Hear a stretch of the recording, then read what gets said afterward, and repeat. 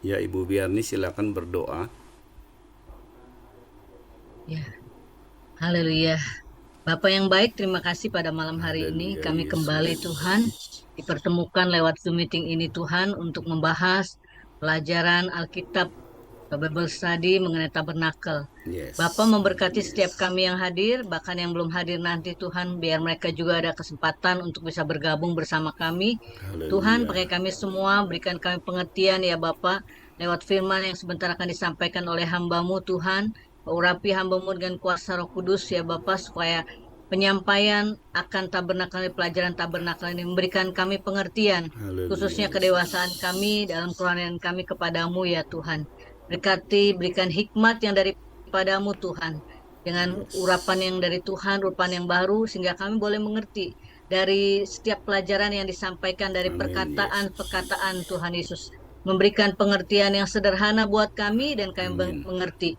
Terima kasih Bapak, segala hal-hal yang mungkin akan eh, membuat pelajaran ini Tuhan tersendat ataupun lewat lewat internet dan lain sebagainya. Kami dalam nama Yesus Kristus kami patahkan semuanya. Haleluya. Biarlah semuanya Kuasa boleh Tuhan berjalan dengan baik bekerja. dan penerimaan baik suara, gambar-gambar yang akan ditampilkan, Yes. semuanya boleh berjalan dengan baik. Bahkan setelah itu nanti Yes. akan diupload Tuhan, biar semuanya boleh berjalan dengan baik. Sebab Yes. segala sesuatu yang kami kerjakan ini Tuhan Yesus berguna buat kami semua sebagai anak-anak-Mu, sebagai bait suci yang Yes. kudus. Ya Haleluya. kami didewasakan rohani dalam pengertian-pengertian kepadamu ya Bapak. Terima kasih Yes. Bapak. Terima Biarlah kasih. Tuhan kami akan mulaikan pelajaran Bible Study Tabernakel ini di dalam nama Tuhan Yesus Kristus, Anak Allah yang Yes. hidup.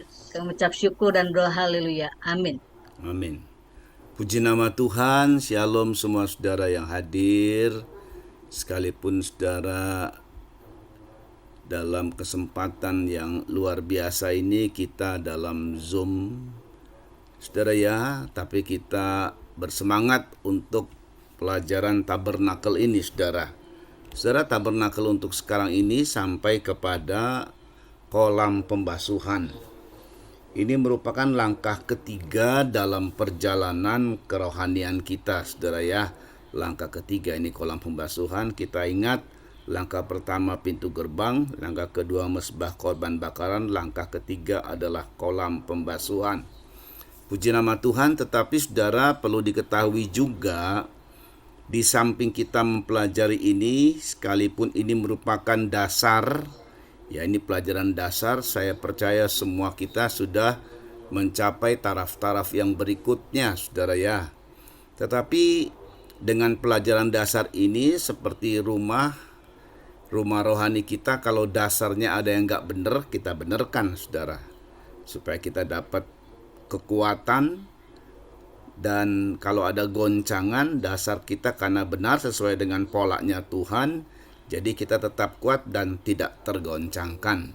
Dan poin yang kedua adalah saat kita melihat kalau orang lain masih di taraf-taraf yang kita tadi yang kita bahas ya, baik yang kemarin pintu gerbang.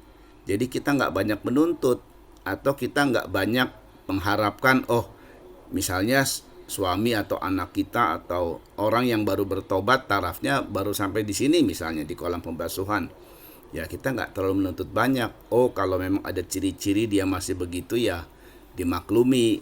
Kita orang-orang yang rohani harus dengan lemah lembut memimpin mereka, saudara. Jadi yang pertama buat kita dasarnya dibetulkan, yang kedua kita memandang orang lain sehingga kita juga tidak salah salah nilai, salah pandangan, saudara ya. Oke, itu merupakan hal yang kita harus ketahui. Mari kita bahas mengenai kelanjutan dari bejana pembasuhan. Ini bahannya ini dalam kitab Keluaran pasal 38 ayat 8. Saya baca ya, saudara perhatikan. Dibuatnyalah bejana pembasuhan dan juga alasnya dari tembaga, dari cermin-cermin para pelayan perempuan yang melayani di depan pintu kemah pertemuan. Jadi bahannya itu dari cermin, saudara. Nah, ini cermin yang nanti digosok dan jadi bagus ya. Ini cermin ini, saudara, dari para perempuan ini. para perempuan pelayan-pelayan kemah pertemuan. Ya, kayak begini bentuknya nih ya, saudara ya. Dan kalau ini digosok jadi mengkilap, jadi cermin dia.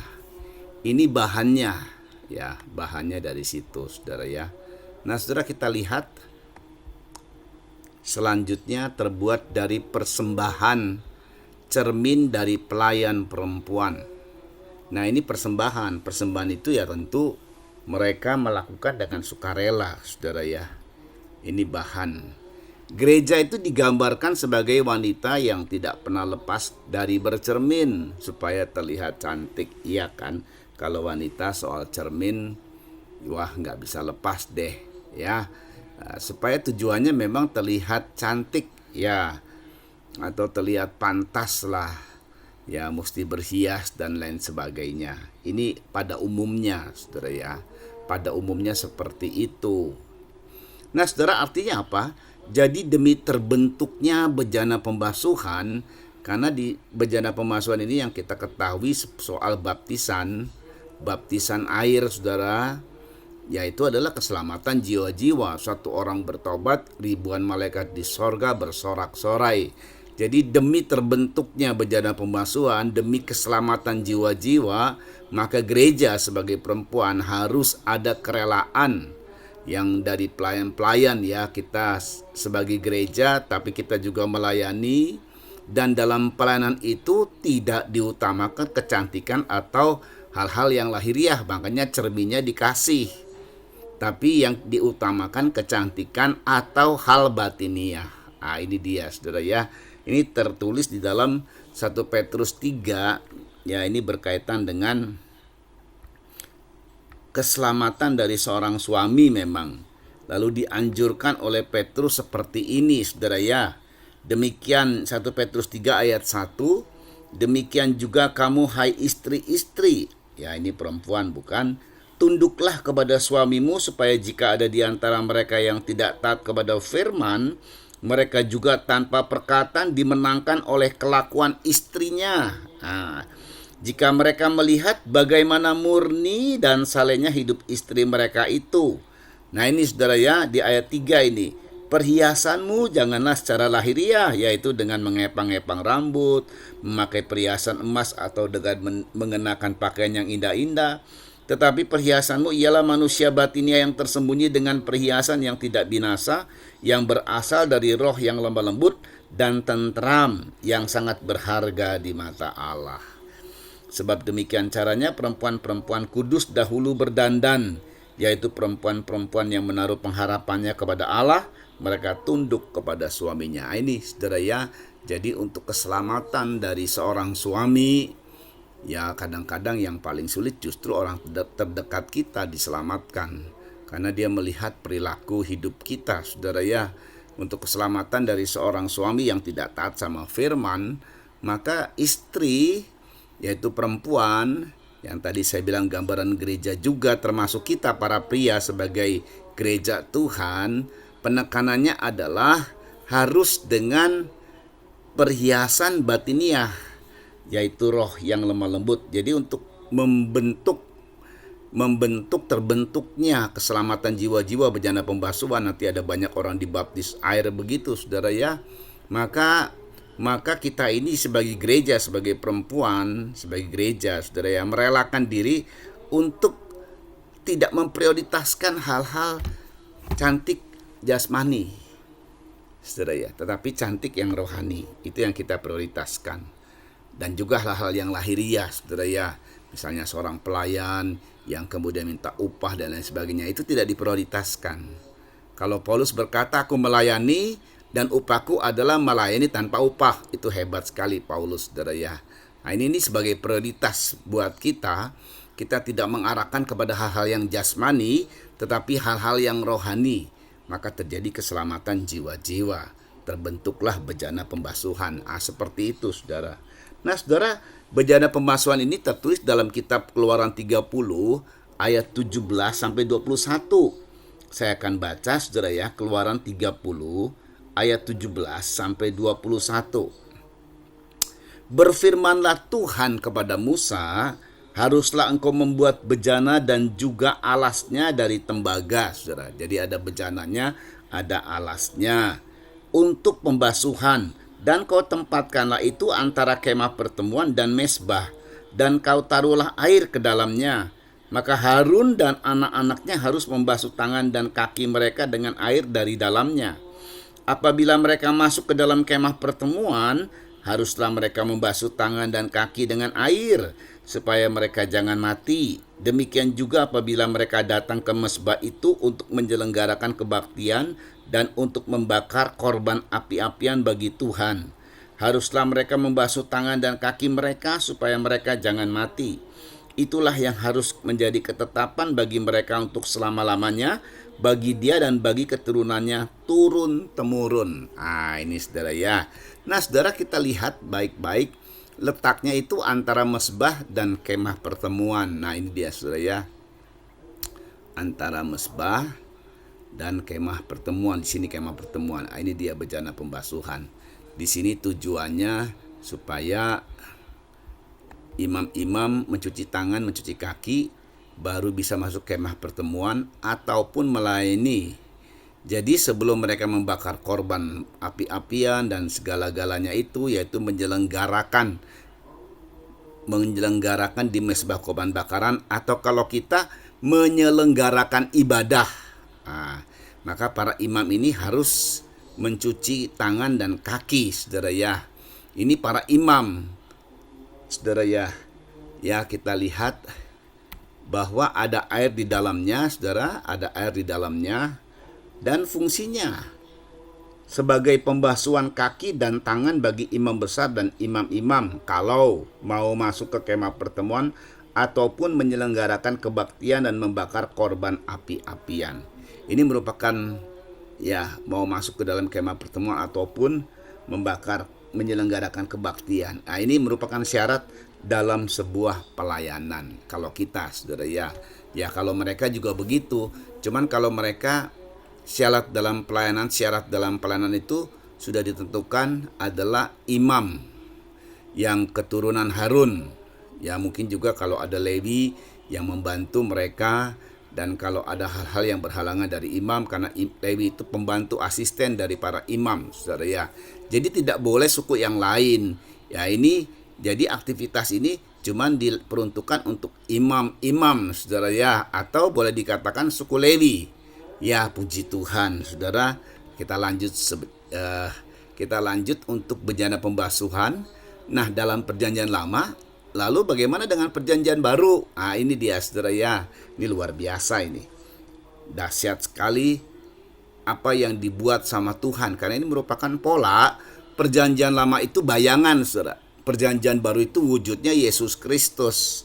Makanya dia dalam konteks ini, dia melakukan segala sesuatu untuk menggenapi dari pola tabernakel yang arahnya kepada pribadinya pertama-tama, saudara ya. Lalu kemudian melanjut kepada pribadi kita. Dalam Taurat atau perjanjian lama, aktivitas pada bejana pembasuhan hanya untuk imam atau Lewi saja dan tidak untuk orang awam, saudara. Saya ulang ya, dalam Taurat atau perjanjian lama itu hanya aktivitasnya untuk imam atau orang Lewi saja. Tadi sudah kita baca ayatnya, saudara ya. Bukan untuk orang awam, saudara. Nah, itu sebabnya sekarang Yesus yang hadir membawa perjanjian baru. Nah, kita ada perjanjian lama, terus ada perjanjian baru. Perjanjian baru inilah yang penekanannya dan yang berlaku setelah Yesus hadir, dia bawa perjanjian baru. Dan perjanjiannya itu disahkan oleh darahnya, saudara ya. Nah, perhatikan, dia dibaptis air sebelum melayani. Dia dibaptis air sebelum melayani. Yesus dibaptis air.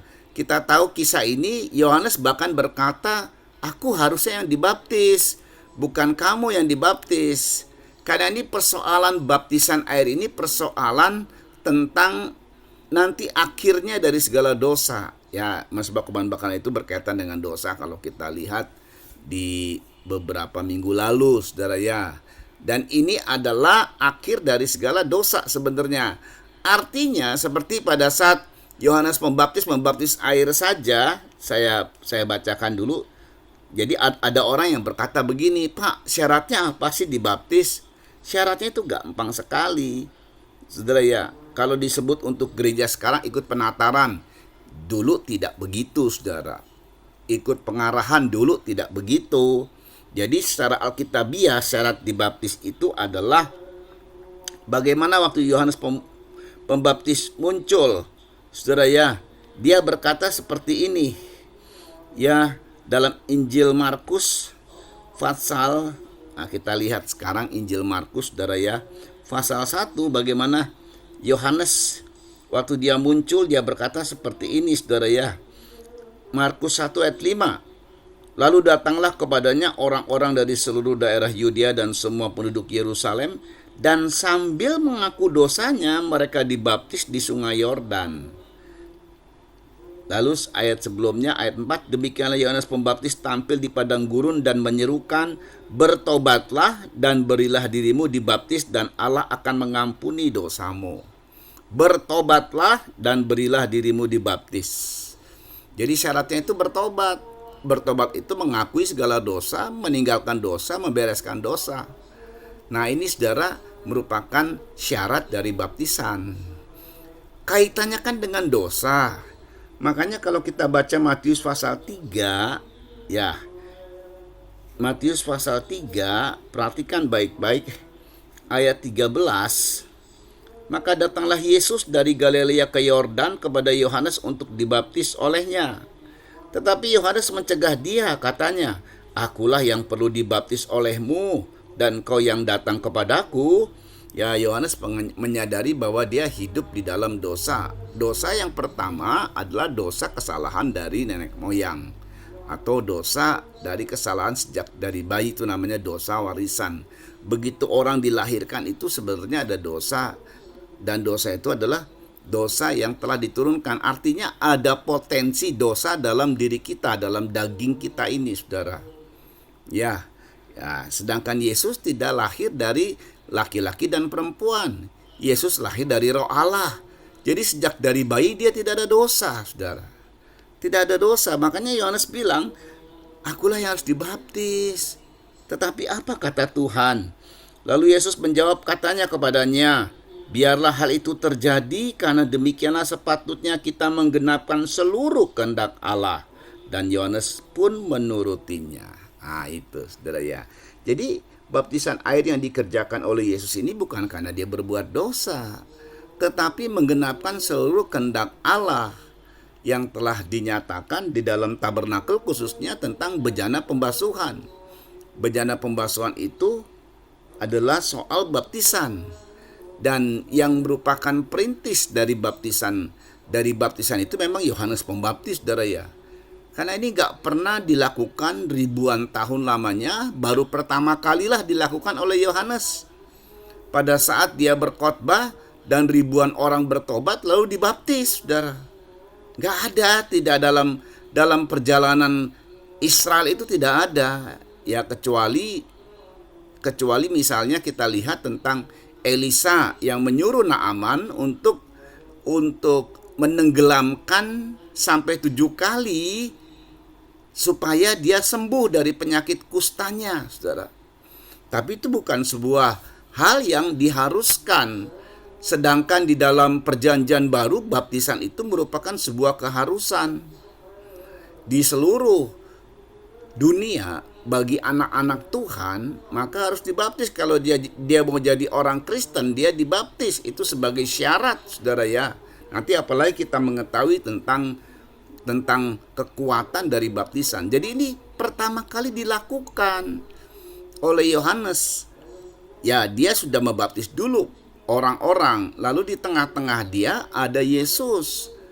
Ya, saudara lihat saja bahwa dalam baptisan ini 4 Injil menulisnya, saudara. Dalam Injil Matius, dalam Injil Markus, dalam Injil Lukas, dalam Injil Yohanes.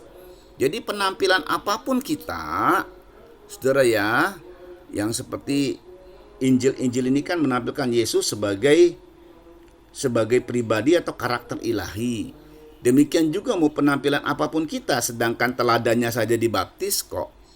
Kita juga harus mutlak mau dibaptis, saudara ya. Dan baptisan air ini bukan sebagai ikut-ikutan. Itulah sebabnya ada kekuatan dalam baptisan air ini, saudara. Jadi nggak begitu saja, nanti kita akan lihat kekuatan yang dahsyatnya, khususnya dalam perjanjian baru, saudara. Kalau dalam perjanjian lama, ya cuman aktivitasnya cuma di situ saja, bejana pembasuhan. Jadi ini merupakan satu hal yang Tuhan kerjakan dan dia sebagai perintis, saudara. Karena berkaitan tadi bejana pembasuhan itu berkaitan dengan imam-imam saja, maka Yesus sebagai imam besar, dia disahkan menurut peraturan Melkisedek, saudara ya. Ini panjang ayatnya memang, tapi kita perlu membaca beberapa bagian supaya bisa kita ketahui bahwa Yesus yang sebenarnya dari suku Yehuda tidak ada urusan sebenarnya dengan pelayanan. Nah, itu sebabnya hebatnya Tuhan melihat ke arah ke depan. Tuhan munculkan Melkisedek, kita tahu ya, dia adalah raja damai, kemudian imam besar yang maha tinggi. Ibrani 7 ayat 1. Sebab Melkisedek adalah raja Salem dan imam Allah yang maha tinggi. Ia pergi menyongsong Abraham ketika Abraham kembali dari mengalahkan raja-raja dan memberkati dia. Ya, ini merupakan hal yang Tuhan siapkan, saudara. Jadi ini luar biasa.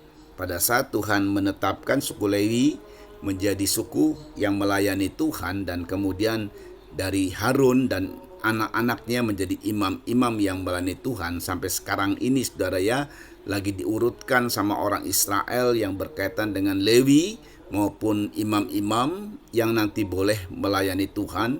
Tidak boleh sembarang orang. Ada rabi-rabi itu pasti berasal dari Lewi atau imam-imam, saudara ya, yang ada di Israel. Nah, saudara, kalau kita lihat bahwa mereka sedang mempersiapkan pembangunan bait suci ketiga ini, harus lengkap semuanya. Jadi mereka begitu gencar sekali belajar dari Taurat yang ribuan tahun. Mereka tidak laksanakan, teori-teori saja yang dilaksanakan, tapi prakteknya tidak dilaksanakan secara menyeluruh karena bait sucinya nggak ada, saudara ya. Nah, nanti setelah bait suci ada ini, mereka persiapan harus matang, harus 100%, nggak boleh gagal. Makanya nggak main-main mereka ini ya.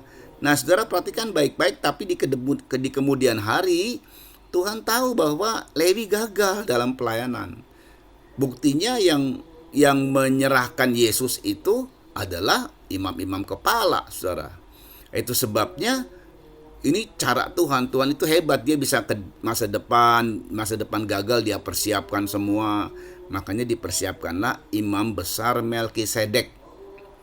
Imam besar Melkisedek ini ya munculnya sebegitu aja, udah dia melayani Abraham, lalu boleh dikatakan hilang, gak ada lagi pemunculan. Nah, ini sebenarnya hanya untuk nanti imam besar Melkisedek ini dibuatlah scripture. Ada satu scripture, satu pernyataan, satu statement dari Tuhan di Mazmur, bahwa engkau akan peraturannya menurut imam besar Melkisedek. Saudara ya. Ya, kita baca terusnya dan kita melompat saja beberapa ayat, di mana di ayat yang 11 ya ini. Karena itu andai kata oleh imamat Lewi telah tercapai kesempurnaan, sebab karena imamat itu umat Israel telah menerima Taurat, apakah sebabnya masih perlu seorang lain ditetapkan menjadi imam besar menurut peraturan Melkisedek, dan yang tentang dia tidak dikatakan menurut peraturan Harun? Sebab jikalau imamat berubah, dengan sendirinya akan berubah pula hukum Taurat. Sebab ia yang dimaksudkan di sini termasuk suku lain. Dari suku ini tidak ada seorang pun yang pernah melayani di mezbah, yaitu yang kita masukkan adalah Tuhan Yesus Kristus dari suku Yehuda. Sebab telah diketahui semua orang bahwa Tuhan kita berasal dari suku Yehuda, dan mengenai suku itu Musa tidak pernah mengatakan suatu apapun tentang imam-imam. Dan hal itu jauh lebih nyata lagi jikalau ditetapkan seorang imam lain menurut cara Melkisedek, yang menjadi imam bukan berdasarkan peraturan manusia, tetapi berdasarkan hidup yang tidak dapat binasa. Sebab tentang dia diberi kesaksian. Nah, ini dia dalam scripture, tiba-tiba muncul scripture, pernyataan dari Tuhan, saudara ya, engkau adalah imam untuk selama-lamanya menurut peraturan Melkisedek, dan seterusnya. Nah, Yesus sebagai imam besar, saudara, Menurut peraturan Melkisedek ini yang kita tadi baca, yang kemudian ada muncul scripture, ada muncul pernyataan, ada muncul ayat di mana Yesus, di mana dia, sekalipun tidak disebut, ini merupakan scripture, inilah nubuatan, engkau adalah imam untuk selama-lamanya menurut peraturan Melkisedek. Itu sebenarnya tertulis dalam Mazmur 110 ayat 4. Tuhan telah bersumpah dan ia tidak akan menyesal, engkau adalah imam untuk selama-lamanya menurut Melkisedek. Begitu Yesus hadir, jadi sahnya menurut peraturan Melkisedek, di mana imamnya, di mana masa berlakunya itu selama-lamanya, saudara. Sedangkan kalau imam dalam Taurat ada batas waktu untuk menjabat, sehingga terjadi pensiun. Tetapi bagi Yesus Kristus sebagai imam besar, dia menjabat sebagai imam besar itu untuk selama-lamanya. Ini luar biasa, saudara ya. Jadi Tuhan sudah siapkan semua dari apa yang Tuhan sudah buat tentang polanya. Tuhan siapkan segala-galanya. Nanti dia muncul. Kalau di rajanya tidak pernah memang beranjak dari kerajaan Daud atau kerajaan Yehuda. Yehuda selalu memimpin di dalam zaman, dari zaman ke zaman di Israel, saudara ya. Ini bicara Yehuda. Terus Yehuda ini memimpin terus. Jadi kalau dalam kerajaan gak gagal, gagalnya dalam imam. Makanya Yesus dimunculkan dalam kerajaan dia keturunan Yehuda, tetapi kalau imamnya peraturan Melkisedek yang dinyatakan sama Tuhan. Jadi cara Tuhan merencanakan itu bagus banget, sempurna sekali, dan begitu hebat sekali. Dari Melkisedek sampai di zaman Yesus itu ribuan tahun, saudara. Tapi Tuhan bisa sempurna itu rencana sedemikian jauh, saudara ya. Ini hebatnya Tuhan. Umur kita paling berapa? Jadi kalau Tuhan merencanakan untuk kita, aduh kecil sekali, saudara ya. Jangan khawatir dengan rencana Tuhan yang terbaik buat kita semua. Dia sempurna rencananya, jalan-jalannya sempurna, saudara ya. Nah, saudara, kita melihat dalam imam dan raja, itu kita tidak sekedar diangkat jadi imam saja. Dengan darah Yesus, kita yang awam dijadikan imam dan raja. Nah, inilah ungkapan dari pernyataan Tuhan ya, Wahyu 5 ayat 9 sampai 10. Saya baca.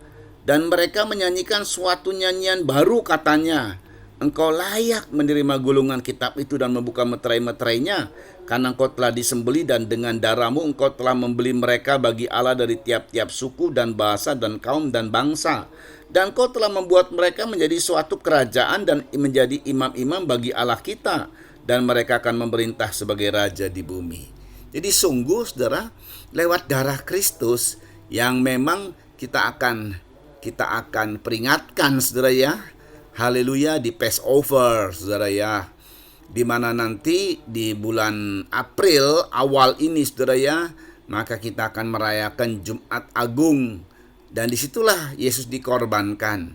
Dan saudara tahu bahwa pengorbanan Yesus itu membuat kita menjadi imam dan raja. Oh haleluya, saudara ya. Jadi bukan cuma sekedar imam, ditambah bonus saya istilahkan, raja juga. Tapi penekanan pada imam ini, karena tadi bejana pembasuhan ini kaitannya kan dengan imam, tidak dengan awam, saudara. Nah, kita dengan darah Kristus, ya puji nama Tuhan, kita dengan darah Kristus dijadikan imam, boleh melayani Tuhan.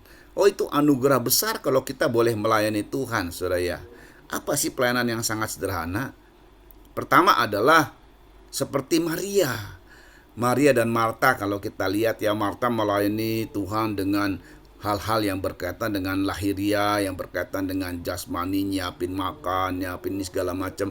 Oke, itu bisa juga. Tetapi Maria, saudara ya, dia duduk di kaki Tuhan dan mendengar firman Tuhan. Tuhan bilang, bagian yang didapat dari pelayanannya apa itu? Menyediakan hati buat Tuhan berbicara, menyediakan hidupnya buat Tuhan berbicara. Dia duduk di kaki Yesus dan mendengarkan firman Tuhan. Itu sebuah pelayanan yang luar biasa, saudara. Dan itu tidak diambil dari manapun. Itu akan dapat bagiannya karena dalam pelayanan yang demikian rupa, saudara. Nah, Lalu kemudian pelayanan apa lagi? Oh, yang paling sederhana adalah pelayanan doa, saudara ya. Saudara berdoa buat bangsa negara, berdoa buat hamba Tuhan di gerejamu, buat gembalamu, berdoa syafaat buat orang lain. Itu sudah pelayanan yang luar biasa, saudara. Dan itu anugerah Tuhan loh, kita boleh melayani. Artinya kalau kita boleh melayani, doa-doa kita boleh didengar oleh Tuhan. Ya, pelayanan-pelayanan yang kita anggap mungkin itu mah kecil banget, sebagai usher di gereja, sebagai apa segala macam. Tapi semua pelayanan itu adalah anugerah Tuhan. Sebab kalau dahulu nggak bisa melayani sembarang, orang awam nggak boleh melayani Tuhan, hanya imam dan lewi saja. Tapi kita sekarang boleh diangkat oleh Tuhan menjadi imam-imam. Nah, sama kayak di dunia ini. Kalau kita melayani bos, ada upah pasti. Seorang asisten rumah tangga katakanlah, dia nyuci, dia ini segala macam, hal-hal yang remeh lah dianggap sama orang. Tapi biar bagaimanapun tetap ada upah, saudara ya. Apalagi pelayan-pelayan yang tentunya bagus posisinya di dunia ini, saudara. Sama juga di sorga juga ada upah, saudara. Makanya kalau di dunia ada mencari karir, di sorga juga begitu. Ayo kita cari karir di sorga. Bekerjalah bukan untuk makanan yang binasa, kata Tuhan. Bekerjalah untuk makanan yang tidak binasa. Itu artinya ada karir di sorga yang kita harus kejar, saudara. Daripada kita kejar di dunia yang paling kalau kita punya kedudukan sebagai katakanlah kepala cabang, paling berapa tahun. Tapi di sorga kita ngalami selama-lamanya loh, kalau diangkat sama Tuhan. Setiap pekerja patut mendapat upah, kata Tuhan. Jadi saat kita melayani doa syafaat, saat kita melayani hal-hal yang kecil mungkin menurut pemandangan kita, tapi kalau kita kerjakan dengan tulus hati, dengan sungguh-sungguh, itu mendatangkan upah yang besar ya. Puji nama Tuhan, saudara. Nah, setelah menerima baptisan baru kita boleh melayani Yesus ya. Memang jadi syarat untuk melayani memang setelah kita ditebuskan, kita sudah ditebus oleh darah Kristus, tapi kita harus menerima baptisan juga, saudara ya. Sebenarnya orang yang sudah ditebus oleh darah Kristus pasti hatinya mendorong untuk mau dibaptis, begitu, saudara ya. Itu yang benar tuh. Jadi dorongan hatinya, dia didorong hatinya itu untuk ayo terima baptisan, begitu, saudara ya. Karena Roh Kudus akan terus mendorong kita maju rohani kita, begitu, saudara. Puji nama Tuhan. Dan baptisan itu mengerjakan keselamatan, Markus 16 ayat 16, saudara ya. Jadi Tuhan berkata dalam Markus 16 ayat 16 berkata seperti ini, siapa yang percaya dan dibaptis akan diselamatkan, tetapi siapa yang tidak percaya akan dihukum. Ya, saudara, puji Tuhan. Nah, saudara, kita melihat lagi di dalam baptisan ini, saudara ya, baptisan air. Nah, sekarang kita akan lihat ini dalam perjanjian barunya. Ingat, jadi yang mengerjakan perintisan itu yang pertama kali memang Yohanes, tapi yang pertama kali jadi teladan Yesus Kristus sebenarnya. Dia jadi teladan untuk menerima baptisan air, dan kita memang wajib kalau kita. Sedangkan Yesus yang tidak berdosa saja, dia mau dibaptis tujuannya untuk menggenapkan seluruh kehendak Allah, nubuatan yang dinubuatkan dengan yang nubuatannya itu dari tabernakel di bejana pembasuhan dengan polanya Tuhan itu menuju kepada Yesus yang pertama. Makanya genap sudah waktu Yesus dibaptis, saudara ya. Tidak hanya sekedar tangan dan kaki yang disucikan, tapi seluruh kehidupan kita disucikan. Teladannya Yesus, dia sudah melakukan yang pertama, lalu kita melanjut selanjutnya, saudara. Nah, sejak itulah maka kita nggak ada satu ritual atau boleh dikatakan ibadah yang mencuci tangan dan mencuci kaki, begitu, nggak ada, saudara ya. Nggak dijadikan satu ritual rutin, begitu, saudara ya. Kita hanya melakukan kalau ada pembasuhan kaki itu juga tidak rutin, itu hanya momen-momen tertentu, saudara ya. Tetapi baptisan ini merupakan satu ritual, kita sebut ritual atau satu sakramen kudus, saudara, yang harus dikerjakan ya. Nah, saudara, kita lihat Sekarang ini adalah soal baptisannya. Ya, saudara ya, karena sudah digenapkan oleh Yesus, jadi kita lihat baptisannya. Ya, perhatikan arti rohani baptisan air. Ya, kolam basuhan itu adalah baptisan air.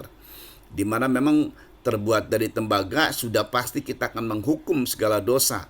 Kita akan keras kepada dosa. Itu tembaga itu artinya keras terhadap dosa, tidak kompromi terhadap dosa. Nah, baptisan air itu dari kata baptizo yang artinya dicelupkan, dibenamkan, ditenggelamkan. Ini alkitabiah, saudara. Ini bukan pelajaran satu doktrin tertentu, bukan. Ini Alkitab. Namanya baptis aja itu adalah baptiso, dicelupkan. Jadi Anda sudah dibaptis, atau saya sebut Anda sudah diselamkan. Oh, saya belum. Kalau misalnya saya sudah dibaptis tapi dengan cara ini, oh ya belum. Ya mungkin ya di situ. Tapi kalau memang dibaptis, betul-betul dibaptis, ya ini diselamkan. Kata harafiahnya saja ini nggak bisa dirobah-robah, namanya harafiah. Dibaptis itu dicelupkan, dibenamkan, ditenggelamkan. Jadi kalau belum dicelupkan, dibenamkan, ditenggelamkan, diselamkan, ya belum dibaptis. Nah, gitulah saudara ya. Jadi Anda belum, ya belum dibaptis, belum diselamkan. Nah gitu saudara ya. Jadi nggak usah terlalu diperdebatkan. Anda kalau begitu lakukan yang kayak begini, ya belum ditenggelamkan, belum dibaptis namanya, gitu saudara. Nah saudara perhatikan, ini bukan cuma sekedar diselamkan seperti itu, ada maknanya lebih dalam. Mengapa harus diselam? Karena baptisan air itu adalah persekutuan dengan kematian, penguburan, dan kebangkitan Tuhan. Ya saudara ya, jadi bukan cuma sekedar itu, saya ulang. Segala sesuatu yang dikerjakan Tuhan itu semuanya mengandung makna, saudara. Semuanya mengandung makna. Roma pasal 6 ayat 1. Perhatikan. Jika demikian, apakah yang hendak kita katakan? Bolehkah kita bertekun dalam dosa supaya semakin bertambah kasih karunia itu? Sekali-kali tidak. Bukankah kita telah mati bagi dosa, bagaimana kita masih dapat hidup di dalamnya? Nah, ini ayat 3 nih. Atau tidak tahukah kamu bahwa kita semua yang telah dibaptis dalam Kristus telah dibaptis dalam kematiannya? Dengan demikian kita telah dikuburkan bersama-sama dengan Dia oleh baptisan dalam kematian, supaya sama seperti Kristus telah dibangkitkan dari antara orang mati oleh kemuliaan Bapa, demikian juga kita akan hidup dalam hidup yang baru. Sebab jika kita telah menjadi satu dengan apa yang sama dengan kematiannya, kita juga akan menjadi satu dengan apa yang sama dengan kebangkitannya. Karena kita tahu bahwa manusia lama kita telah turut disalibkan supaya tubuh dosa kita hilang kuasanya, agar jangan kita menghambakan diri lagi kepada dosa. Sebab siapa yang telah mati, ia telah bebas dari dosa. Jadi jika kita telah mati dengan Kristus, kita percaya bahwa kita akan hidup juga dengan Dia. Karena kita tahu bahwa Kristus sesudah Ia bangkit dari antara orang mati, tidak mati lagi, mau tidak berkuasa lagi atas dia. Sebab kematiannya adalah kematian terhadap dosa satu kali dan untuk selama-lamanya, dan kehidupannya adalah kehidupan bagi Allah. Demikianlah hendaknya kamu memandangnya, bahwa kamu telah mati bagi dosa, tetapi kamu hidup bagi Allah dalam Kristus Yesus. Sebab itu hendaklah dosa jangan berkuasa lagi di dalam tubuhmu yang fana, supaya kamu jangan lagi menuruti keinginannya. Dan janganlah kamu menyerahkan anggota-anggota tubuhmu kepada dosa untuk dipakai sebagai senjata kelaliman, tetapi serahkanlah dirimu kepada Allah sebagai orang-orang yang dahulu mati tetapi yang sekarang hidup. Dan serahkanlah anggota-anggota tubuhmu kepada Allah untuk menjadi senjata-senjata kebenaran. Sebab kamu tidak akan dikuasai lagi oleh dosa, karena kamu tidak berada di bawah hukum Taurat, tetapi di bawah kasih karunia. Nah itu kalau orang sudah dibaptis, maka dia hidupnya di dalam kasih karunia. Hukum Taurat sudah tidak berlaku lagi bagi dia, saudara. Makanya ini satu kekuatan, betul-betul kekuatan yang hebat, baptisan air ini, saudara. Bukan cuma begitu saja. Makanya harus disertai dengan hati yang sungguh-sungguh saat kita dibaptis. Saudara perhatikan baik-baik.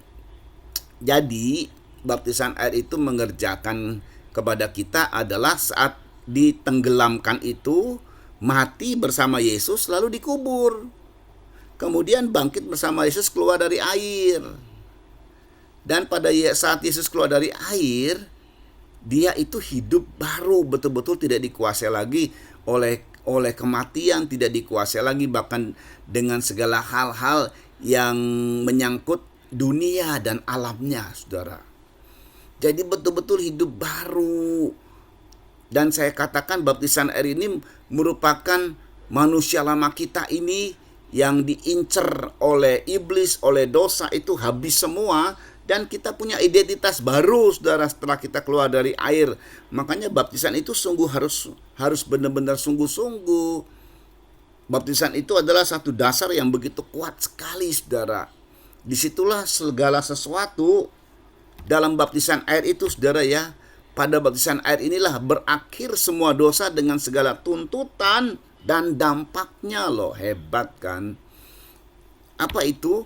Dosa itu diakui lalu ampuni kesalahan orang. Makanya baptisan air ini mengerjakan saudara pengampunan sungguh-sungguh. Kita diampuni seluruh dosa kita. Dan kutuk atau kesalahan dari penyembahan berhala yang diperbuat oleh nenek moyang kita ketiga dan keempat, saudara, itu diputus. Saudara tahu bahwa kadang-kadang dosa itu mempengaruhi gen. Jadi ada dosa yang kemudian karena dia berbuat kesalahan maka terkutuklah sampai ke anak-anak cucu dan seterusnya, saudara ya. Ada beberapa kutuk yang terjadi oleh karena kesalahan dari si A misalnya sampai seterusnya. Nah, saudara, kalau misalnya ada orang bertobat, maka dia sungguh-sungguh bertobat, apa yang terjadi, apa yang sering terjadi yang kemudian menyebabkan ada hal yang sampai kepada keturunan. Contohnya seperti penyakit keturunan. Itu pasti ada kesalahan-kesalahan di masa-masa lalu dari nenek moyang kita, saudara. Tapi karena kesalahan itu dihapuskan, termasuk juga nanti penyakit keturunan ini juga dihapuskan. Tuhan sempurnakan semua dengan kuasa dari baptisan ini, saudara. Karena ini kalau udah berkaitan kan dosa itu seperti racun, sumbernya adalah dosa. Sumbernya dimatikan, maka semuanya, saudara, bisa berdampak, bisa mati semua. Segala yang berkaitan dengan dosa ini yang tadi memang sudah ke akar-akarnya, saudara, bisa mati semuanya. Yang ada aliran dosa ini semuanya bisa mati dan tidak aktif lagi. Dibaharuilah sama Tuhan. Ini luar biasanya kalau kita lakukan dengan sungguh-sungguh baptisan air ini, saudara. Tapi banyak orang yang melakukan baptisan air hanya begitu saja. Di sini ada identitas baru sehingga kita tidak lagi dikenal oleh roh jahat yang berasal dari nenek moyang kita, saudara. Di sini ada mematikan segala dosa, penguburan dosa, trauma dan lain sebagainya. Terkubur sudah betul-betul habis terkubur. Dan seperti Yesus bangkit betul-betul menjadi hidup yang baru, betul-betul kita menjadi hidup yang baru. Ada ide yang brilian, ada pemikiran rohani, ada segala sesuatunya betul-betul baru, saudara ya. Itu kalau memang baptisan ini dikerjakan dengan sungguh-sungguh. Nah, saudara perhatikan baik-baik dampak dosa dan segala akibatnya. Yang itu tadi saya bilang, yang akibat darinya seperti penyakit keturunan dan sebagainya. Setelah keluar dari air, maka kita memiliki hidup yang baru, menjadi ciptaan baru. Ya, kita tahu itu ayat tapi tetap kita baca, saudara ya, dalam 2 Korintus pasal 5 ayat 17. Jadi siapa yang ada di dalam Kristus, ia adalah ciptaan baru, yang lama sudah berlalu, sesungguhnya yang baru sudah datang. Puji Tuhan. Nah, saudara, kita lihat soal baptisan ini berkaitan dengan kelahiran. Ya, dalam tabernakel kita tahu bahwa ada yang namanya kelahiran kembali, saudara ya. Makanya Tuhan bicara ini. Jadi ini soal baptisan nih, yang berkaitan dengan kelahiran kembali. Bejana pembasuhan sudah kita tidak bahas. Itu cuma sekedar bayangan. Setelah wujud aslinya adalah Yesus Kristus yang menerima baptisan air, dia melakukan seluruh kehendak Allah. Jadi kita bahasnya mengenai baptisan air. Enggak, taunya cuma tidak sekedar hanya cuci tangan dan cuci kaki saja di kolam pembasuhan. Baptisan air mengandung makna yang lebih dalam lagi. Setelah menghabiskan semua dosa di situ, tapi ada yang lain lagi yang Tuhan mau kerjakan kepada kita, saudara. Yohanes 3 ayat 3 sampai 8 menyebutkan seperti ini. Ini luar biasa rencana Tuhan. Jadi ini sudah direncanakan loh oleh Tuhan, saudara ya. Yesus menjawab katanya, aku berkata kepadamu. Yohanes 3 ayat 3 dulu. Yesus menjawab katanya, aku berkata kepadamu. Sesungguhnya jika seorang tidak dilahirkan kembali, ia tidak dapat melihat kerajaan Allah. Kata Nikodemus kepadanya, bagaimanakah mungkin seorang dilahirkan kalau ia sudah tua?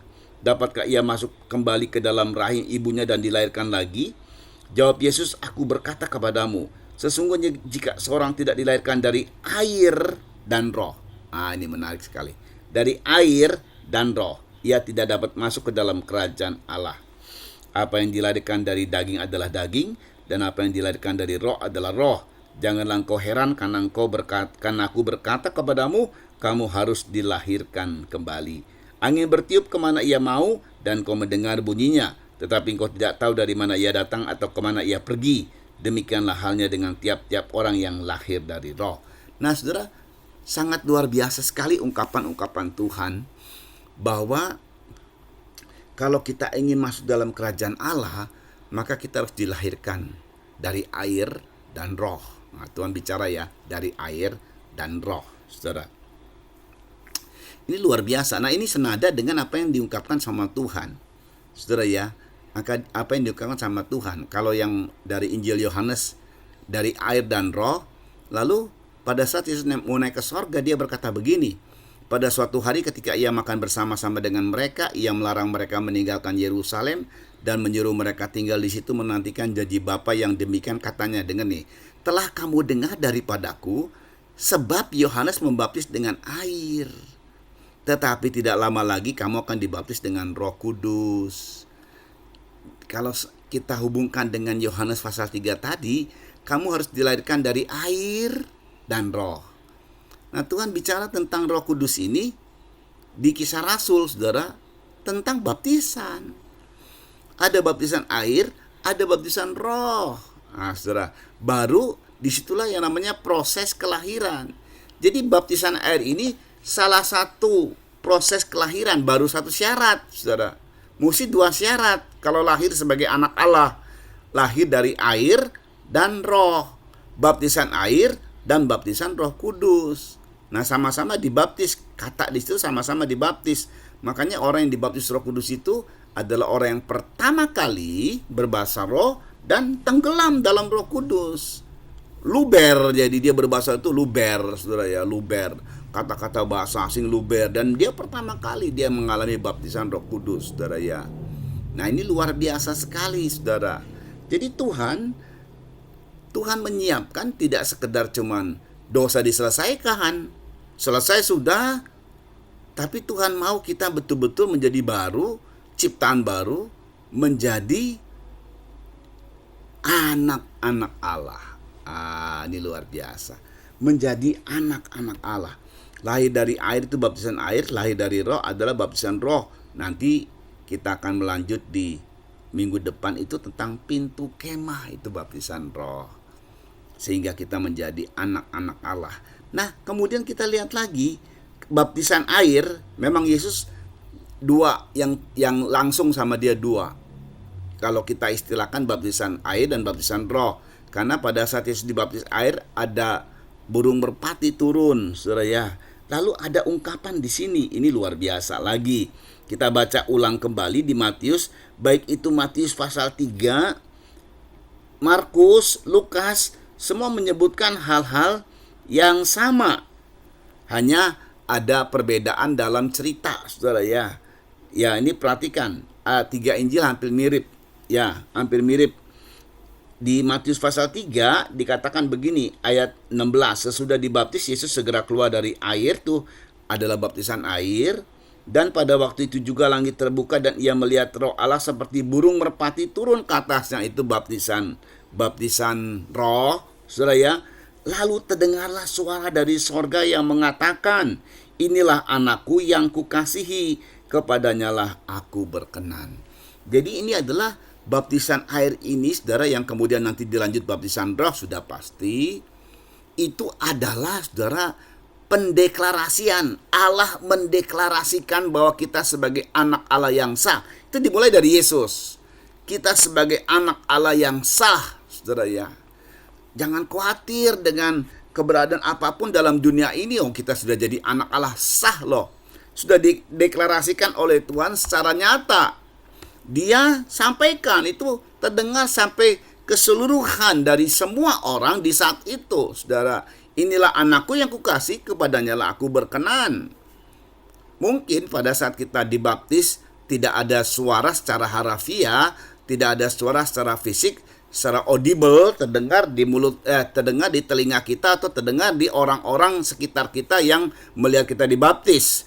Tetapi setiap baptisan air itu ada, maka ada deklarasi dari Tuhan bahwa kita ini yang dibaptis itu adalah anak Allah. Yang namanya anak sudah pasti ahli waris kerajaan sorga, saudara ya. Itu sudah pasti. Nah, saudara perhatikan baik-baik. Jadi kalau soal kepastian, semakin kita mengalami kepastian, semakin kita mengalami kepastian, saudara, dalam kehidupan kita.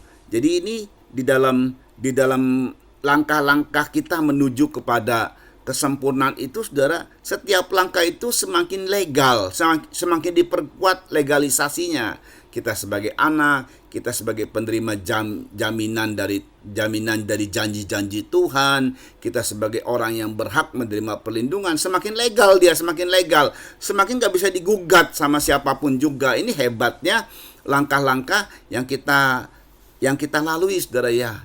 Tidak ada di dalam kepercayaan lain kecuali dalam Kristus Yesus. Semakin dipersiapkan, langkah kita semakin ke depan, semakin kita dilegalisasikan sebagai anak Allah, bahkan semakin ditarik oleh Tuhan ke arah Dia, saudara. Semakin kita menjadi satu dengan dirinya, semakin kita mendapat jaminan sepenuhnya. Itu tuh luar biasanya. Jadi nggak semakin ragu-ragu lagi, bahkan semakin diperkuat, diyakinkan. Nah, itu saja, asal kita mau ikuti apa yang Tuhan mau dalam kehidupan kita, saudara. Luar biasa sekali dari apa yang Tuhan kerjakan pada hari ini, saudara ya.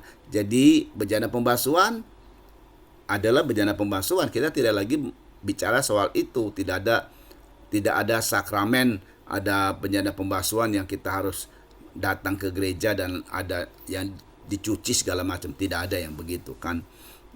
Justru bejana pembasuhan itu menuju kepada baptisan. Yesus dibaptis sebagai teladan yang pertama, dan kemudian kita, dan disitulah Tuhan mengerjakan hal-hal yang dahsyat sekali, saudara ya. Ini sungguh luar biasa. Yesus dibaptis sebagai penggenapan dari bejana pembasuhan. Tapi kalau kita dibaptis adalah karena Yesus telah berkorban lewat kematiannya dan kebangkitannya. Kita bersekutu dengan kematian dan kebangkitan. Ini luar biasa, saudara ya. Jadi nggak ada sesuatu yang dilakukan oleh pemimpin seperti pemimpin kita Yesus Kristus yang begitu sempurna, begitu dahsyat, dan itu betul-betul ada hasilnya, selalu ada hasilnya, ada buahnya, saudara. Ya, puji Tuhan. Biarlah apa yang kita dapatkan hari ini, kita bisa bergairah terus untuk melangkah kekristenan kita selanjutnya. Kita memang sudah di sini, saudara ya, tapi kita semakin diperkuat. Oh, di sini loh harusnya dosa-dosaku dihabiskan dan semuanya. Jadi kalau ada hal-hal yang kurang kita lakukan pada masa-masa lalu, sekarang kita lakukan, saudara ya. Tidak terlambat kok. Misalnya kita melakukan kepada Tuhan, minta ampun, kita mengampuni orang yang bersalah kepada kita. Nah, itu supaya apa yang kita kerjakan itu semuanya dibereskan sama Tuhan, dan dosa-dosa itu tidak lagi menuntut. Betul-betul kita menjadi baru loh, saudara. Menjadi baru, menjadi orang, menjadi anak-anak Allah. Nah, ini beda, hidupnya udah beda, saudara ya. Bagaimana keadaan kita, tarafnya udah beda, derajatnya sudah beda, dan segala-galanya sudah beda. Ya, puji nama Tuhan. Tuhan mengerjakan sesuatu yang dahsyat buat kita. Ya, saya menunggu kalau ada saudara yang mau bertanya, entah dari soal pelajaran tabernakel ini maupun hal-hal yang lain. Saya persilahkan.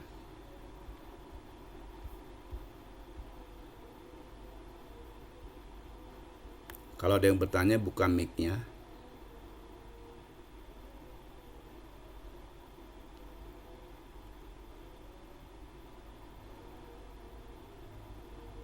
Ya, selamat malam, Papi. Selamat malam ya. Ya. Saya ingin bertanya, Papi, berkaitan dengan tabernakel. Mm-mm. Kebetulan saya juga sudah sempat sharing dengan Mami Anke bahwa untuk kutub Torona itu tadi diputuskan itu juga bisa dalam baptisan air selam.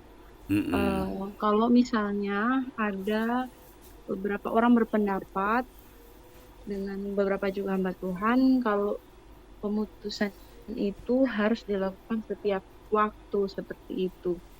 Apakah itu bentuknya harus setiap saat atau bentuknya itu kita tetap harus hidup dalam Tuhan, kita juga harus memperbarui pola pikir dan mindset kita untuk tetap selaras dengan firman Tuhan dan menganggap bahwa apa yang sudah diputuskan itu tidak perlu lagi untuk diputuskan setiap saat seperti itu. Lalu yang kedua, Papi, ada seorang pendoa, Mm-mm. ibu ini melakukan propertik doa dengan ada pergumulan yang dia lakukan, terus dia Mm-mm. membawa nama orang itu, tempat, tanggal lahirnya, dan Mm-mm. foto. Apakah itu dibenarkan atau tidak? Karena sangat asing untuk saya mendengar itu. Iya. Yang cukup saya ketahui hanya mengikat jiwa tubuh rohnya itu dibawa dalam doa atau ritual doa dan nama mereka seperti itu. Untuk Mm. mungkin foto saya cukup mengganjal seperti itu. Terima kasih, Iya. Pak. Oke. Jadi pertama dulu bahwa dalam baptisan ini adalah boleh dikatakan satu wisudanya pada hari haknya gitu ya. Sedangkan pemutusan dari kutuk segala macam itu memang harus dilakukan di doa pelepasan, itu berkaitan dengan mesbah korban bakaran. Disitulah terjadi pelepasan sebenarnya di mesbah korban bakaran itu. Jadi di situ perlu adanya pengakuan, diperiksa dengan eh, menelusuri di masa lalu, benarkah ada, karena iblis ini kan penipu. Kadang-kadang dia bilang oh sudah oke kok, padahal nggak taunya yang memang sengaja dibuat, disimpan oleh iblis, disembunyikan oleh iblis sehingga kita tidak mengerti.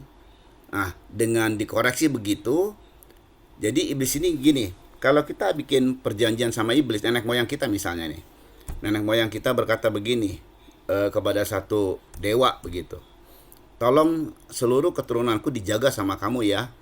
Itu akan dicatat sama iblis, dan itu merupakan tuntutan dari iblis yang turun temurun.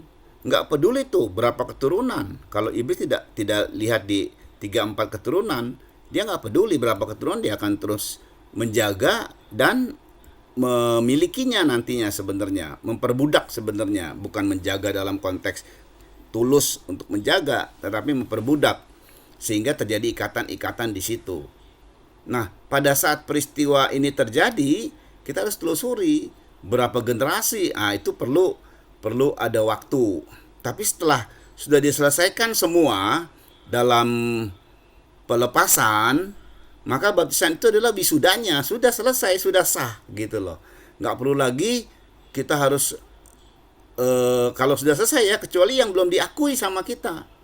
Setahu papi kalau sudah selesai semua udah beres, iblis nggak menuntut lagi, apalagi setelah kita di dalam baptisan air itu hidup baru.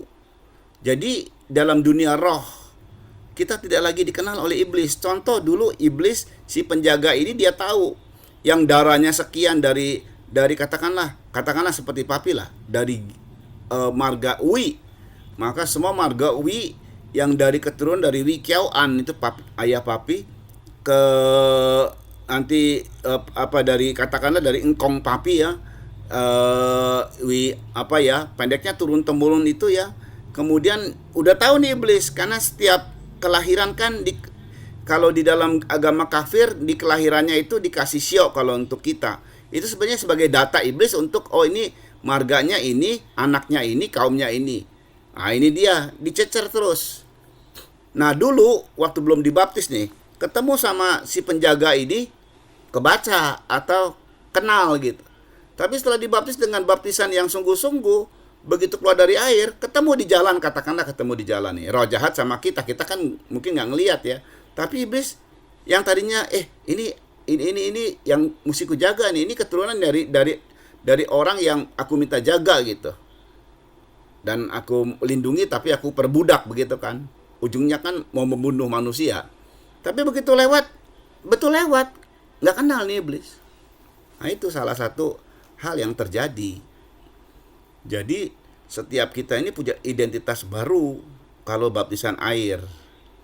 Jadi selanjutnya kita lah yang terus menjaga agar hidup baru itu terus terpelihara.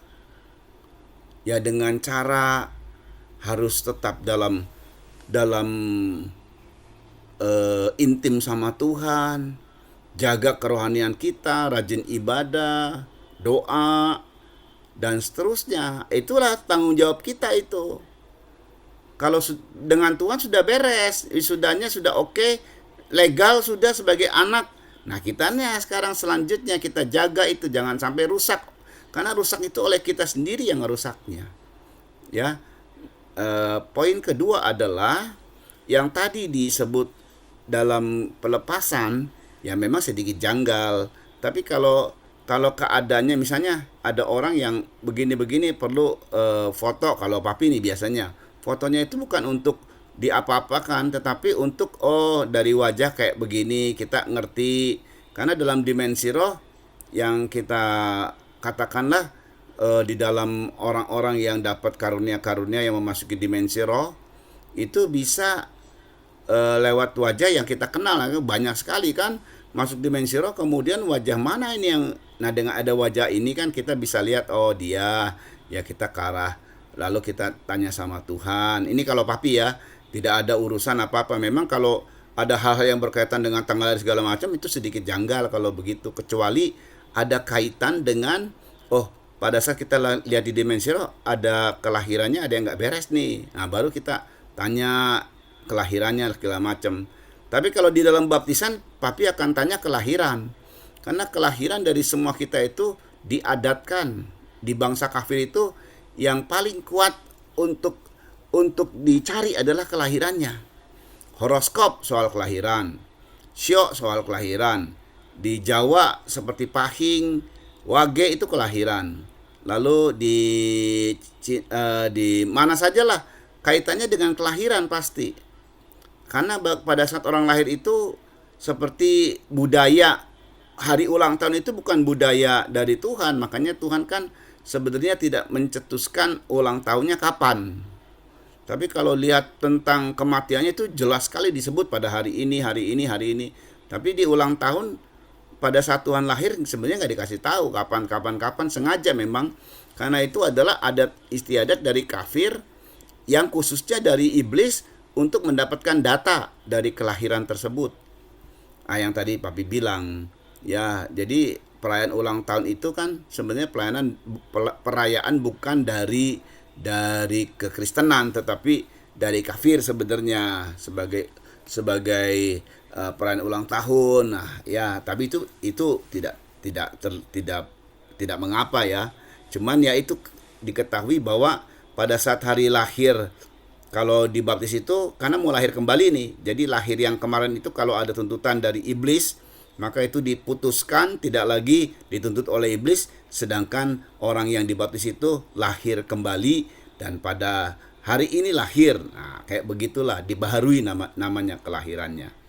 Nah, tapi kalau untuk hal-hal yang berkaitan dengan ini dan itu sedikit ada janggal, ya bisa saja janggal. Tapi kalau misalnya tidak semua kita minta segala macam ya kan, kalau kecuali orang itu tidak diketahui, biasanya orang-orang yang minta orang-orang tim yang mendoakan juga bisa lihat fotonya. Mungkin dari foto bisa nanti lihat ini foto yang sekarang ini bukan ada roh jahat segala macam, itu karena terlihatnya dari situ sih ya.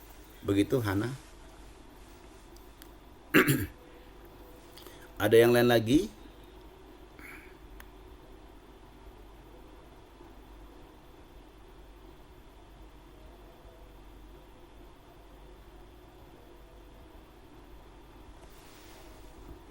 Ya, saya mau tanya Pak Harun.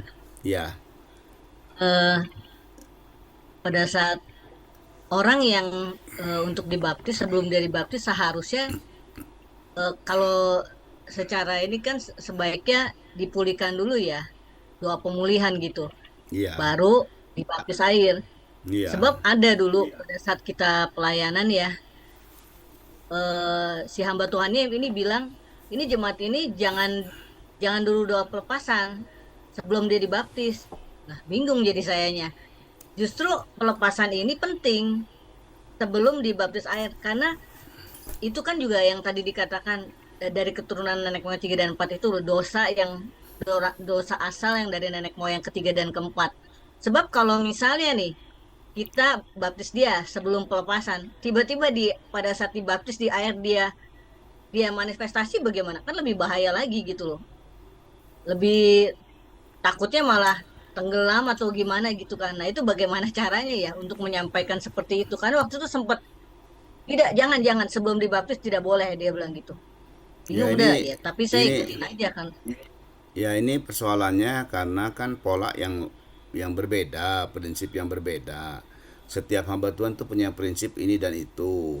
Ini prinsip Alkitabiah. Kadang-kadang daripada bentrok prinsip doktrin, ya ya sudah, kita nggak bisa memaksakan doktrin ini. Ini bukan doktrin sebenarnya, ini secara Alkitabiah.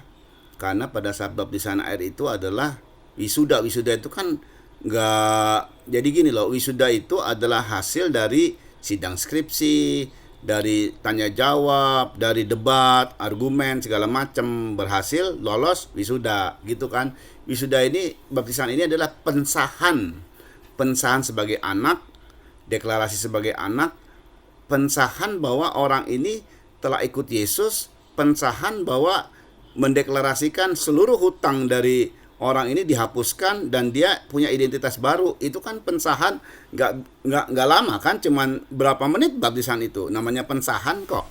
Nah sebelumnya ya dilakukan proses gitu.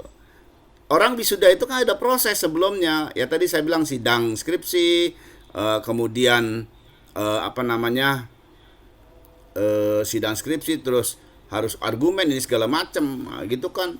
Itu yang kalau kita istilahkan di mesbah korban bakaran itu, di pertobatan. Nah disitulah pemulihan, pelepasan dan lain sebagainya.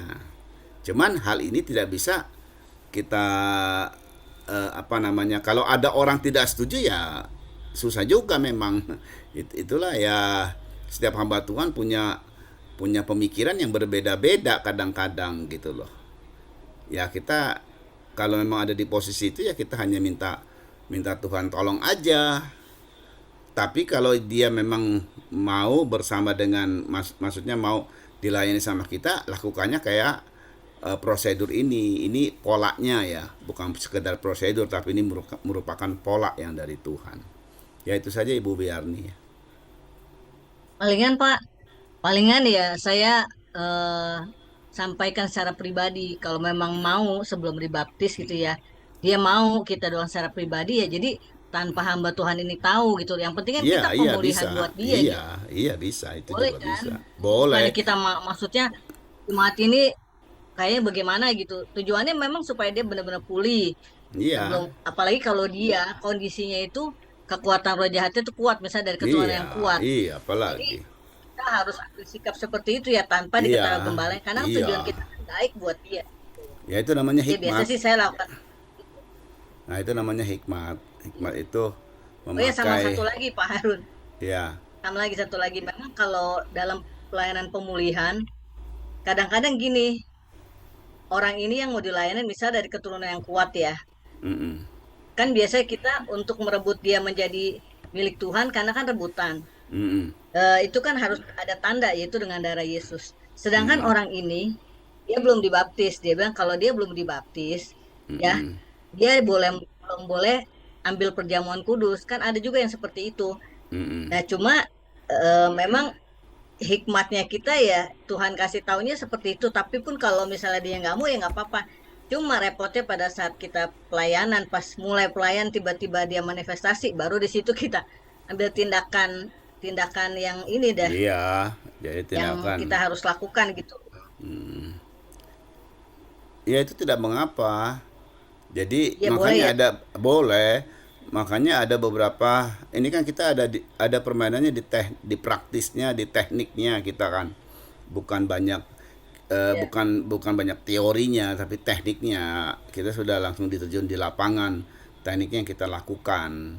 Jadi segala sesuatu yang kita kerjakan itu kenapa sampai harus adanya perjamuan? Karena darah yang dari nenek moyang, kalau dia kuat, itu nggak bisa mau diapain juga sama kita nggak bisa mau pakai apa. Kecuali darah lawan dengan darah. Nah, dengan kita menyebut bahwa dia telah minum darah Kristus, itu udah kalah set si iblisnya. Udah kalah lah, udah kita katakanlah udah kita pukul kena gitu sasarannya gitu. Ya, ada lagi yang lain? Terima kasih Pak Harun. Ya, ya. Memberkati. Amin. Ya, Shalom Mardiana yang baru datang juga ya. Iing, Halo, tanya Bapak Harun. ya, Ibu Aneke. Ini kan tadi sudah dibahas soal tentang sehat pisang dan juga dari rekan-rekan soal pasang gitu kan. Nah, hal Putus-putus, Mi. wah, Suaranya kok putus-putus? Pakai wifi nggak? iya betul. Jadi gini, Gimana coba? masih putus. Putus-putus. Gimana? Jadi, apakah aku harus mendekatimu? Itu udah nggak putus-putus. Coba-coba gimana? Udah. Nah, nah, seperti Kiarni tadi bahaskan dengan kita melayani orang-orang yang berbeda pengajaran dengan kita gitu kan. Kadang-kadang wah kalau doktrin mereka seperti itu dan kalau di bilang doktrin sebenarnya ada juga uh, sesuai firman, ada yang memang aturan mereka, aturan dari kita sendiri, manusia sendiri. Jadi pertanyaan saya atau permintaan saya gitu kan, apakah kita harus uh,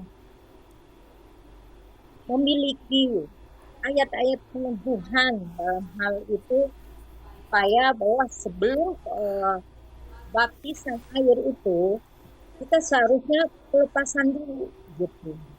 Karena baptisan itu pengesahan atau disudahnya gitu kan. Nah, kalau ada ayat-ayat pinjangan, mungkin tidak ada yang bisa dibantah dan kita punya pegangan ayat gitu. Itu loh Pak Harun, itu aja. Terima kasih. Sebenarnya kalau ayat secara harafiah tidak ada. Tapi kalau kita lihat soal syarat baptisan air itu adalah bertobat dan mendapat pengampunan dosa. Nah, baru kita bisa bahas dosa ini ada dosa keturunan. Dan itu perlu adanya sebuah pelepasan. Panjang memang pembahasannya kalau udah berkaitan dosa kan di mesbah korban bakaran kalau kembali ke pelajaran mesbah korban bakaran kan. Di situ ada dosa yang dari nenek moyang, dosa yang dibuat sama dia. Kalau dia memakai jimat yang mesti dilepaskan. Karena ini merupakan penguburan dosa. Jadi penyelesaian dosa di baptisan ini kan. Jadi sebelumnya dosanya dibereskan dulu. Dosa yang diakui, dia udah ngakui dosa belum? Dia sudah mengampuni belum? Kan ada dua. Baptisan itu adalah jalan pengampunan. Jalan pengampunan. Dalam nama Bapa, Anak, Laki-laki, dan Roh Kudus, aku membaptis kamu sebagai jalan pengampunan dosa. Dia dosanya sudah ngampuni orang lain belum? Itu kalau ada kebencian kan itu pasti mengarahnya kepada pelepasan itu. Yaitu maksudnya penerangannya ke arah situ sebagai ayat yang kita baca tadi itu kan, baptisan itu syaratnya kan mengakui dosa, mengampuni. Nah, dosa itu cuma ada dua, diakui dan diampuni. Kalau diampuni itu dia mesti mengampuni orang lain dulu, gitu. Nah, itu pasti ada proses-proses eh, kebencian, akar pahit yang memerlukan pelepasan. Tapi kalau dia diterangkan gitu nggak mau, ya terserah dia juga. Gitu sih yang tadi dilakukan oleh paling oleh pribadi, seperti Ciarni yang dilakukan oleh Ciarni ya kayak begitu. Hmm. Jadi pribadi kayak baptisan air pribadi, baptisan Roh Kudus pribadi juga. Karena ini kan perjumpaan si orang ini dengan Tuhan kan.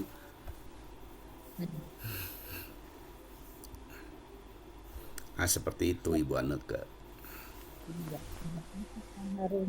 Iya, Iya. iya.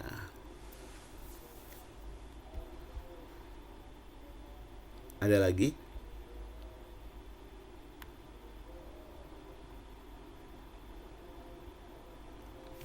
Yang lain ada lagi?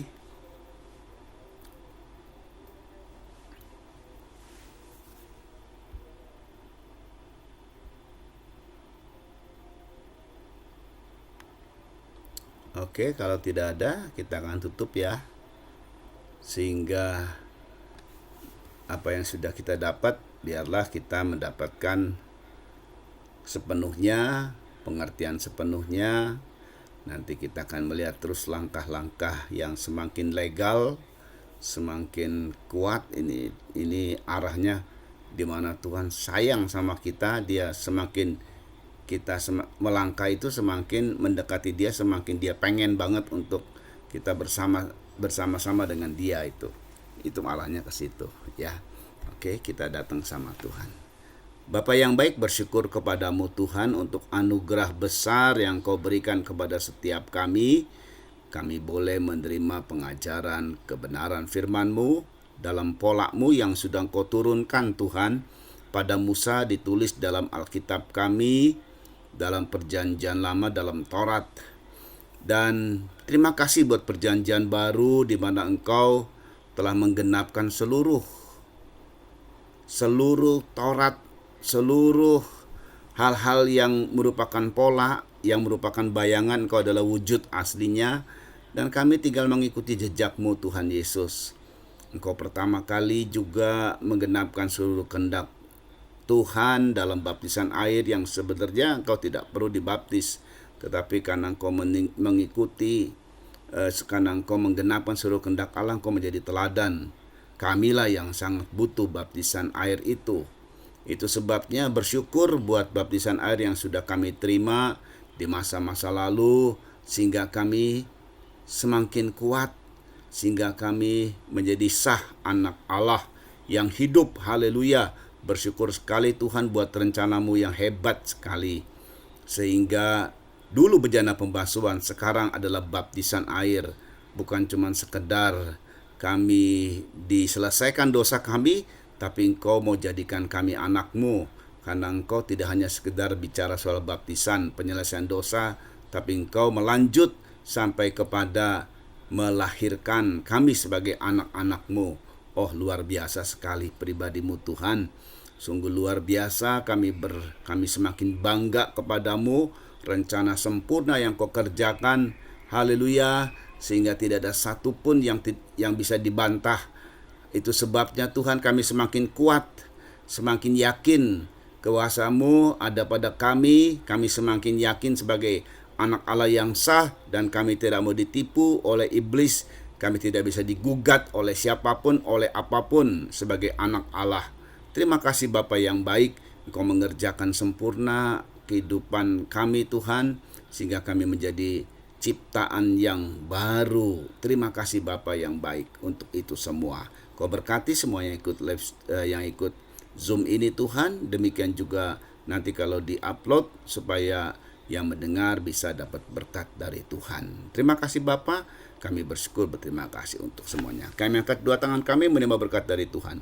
Saudara-saudara yang dikasih oleh Tuhan, terimalah anugerah, cinta kasih sayang dari Bapa yang sungguh sangat mengasihimu, kasih karunia lewat kuasa pendamaian korban Kristus, serta pimpinan kekuatan kuasa Roh Kudus menjadi milikmu saudara-saudara dari sekarang ini sampai Tuhan Yesus datang kali yang kedua, bahkan sampai selama-lamanya. Dalam nama Tuhan Yesus Kristus, mempelai pria sorga dan imam besar yang kami puja-puji selalu, kami alaskan doa ini. Haleluya. Amin. Tuhan memberkati. Amin. Tuhan Yesus berkati, Papi. Terima kasih. Ya, Dalam Bu Anak Kasih. ya. memberkati.